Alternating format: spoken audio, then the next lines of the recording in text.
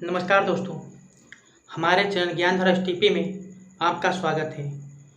मैं आशीष कुमार आज फिर आपके लिए ओशो की एक बेहतरीन कहानी लेकर आया हूँ, जो कि आपको बहुत ही अच्छी सीख देने वाली है और बहुत ही अच्छा ज्ञान देने वाली है। तो मित्रों, इस ओशो की कहानी को आप लोग पूरा सुनें, वीडियो को अंत तक देखें, कहीं पर भी स्किप ना करें, क्योंकि यह कहानी आपके जीवन में परिवर्तन ला सकती है, आपकी सोच में परिवर्तन ला सकती है और आपके जीवन को भी बदल सकती है। तो मित्रों, आइए अब हम आपको कहानी की ओर ले चलते हैं। जैसे कि ओशो जगह जगह जा कर के, गांव गांव जा कर के लोगों को प्रवचन सुनाते थे और उनको अच्छे मार्ग पर चलने के लिए कहते थे।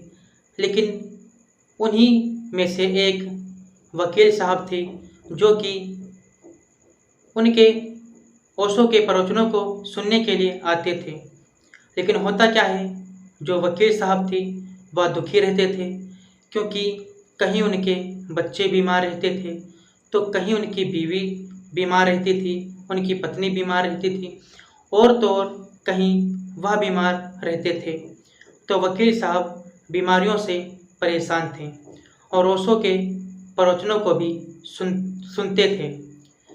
तो एक दिन वकील साहब के मन में आया कि चलो ओशो से इस बात का जवाब मांगेंगे कि हम प्रवचन सुनते हैं और उस परमात्मा का ध्यान भी करते हैं, लेकिन फिर भी हमारे घर से बीमारियां जाने का नाम ही नहीं ले रही हैं।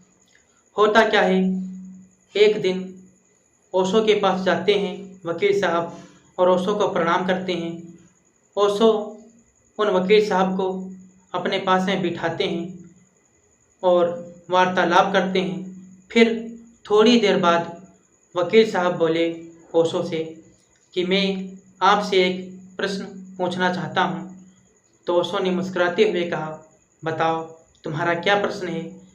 तो वह वकील कहने लगा कि मैं आपके प्रवचन सुनता हूँ और ईश्वर का ध्यान भी करता हूँ, लेकिन हमारे घर से बीमारियाँ जाने का नाम ही नहीं ले रही हैं। कहीं हमारे बच्चे बीमार, कहीं हम बीमार और कहीं मेरी पत्नी बीमार, तो बीमारियाँ क्यों नहीं जा रही हैं। तो ओशो ने कहा, ठीक है, मैं तुम्हारे घर पर एक दिन आता हूँ और फिर तुम्हें इस प्रश्न का जवाब देता हूँ। तो वकील ने कहा, ठीक है। होता क्या है, कुछ दिन बीतने के बाद ओशो उस वकील के घर पर पहुंच जाते हैं। तो वह वकील ओशो का स्वागत करता है और उनका सम्मान करता है। तो ओशो उससे थोड़ी देर बातचीत करते हैं। फिर ओशो ने वकील से कहा कि वकील साहब, आपकी तनख्वाह कितनी है, महीने में आपको कितनी तनख्वाह सरकार के द्वारा मिलती है।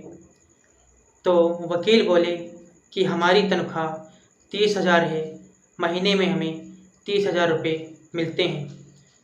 तो ओशो ने उनके मकान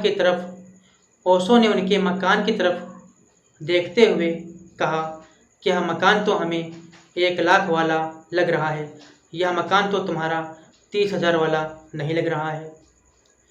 तो वह वकील बोला कि वह 1,00,000 ऊपर से आते हैं। तो ओशो ने कहा, अरे भाई वकील, जब 1,00,000 ऊपर से आते हैं तो 1,00,000 वाली बीमारी भी तुम्हें ही आएगी, हमें आने वाली नहीं है। ओशो यह बात कह करके वहाँ से चल देते हैं और वकील मन ही मन अपने आप को कोसता है, कहता है कि हाँ, ओशो ने एक बहुत ही अच्छी हमें शिक्षा दी है, बहुत ही अच्छा ज्ञान दिया है।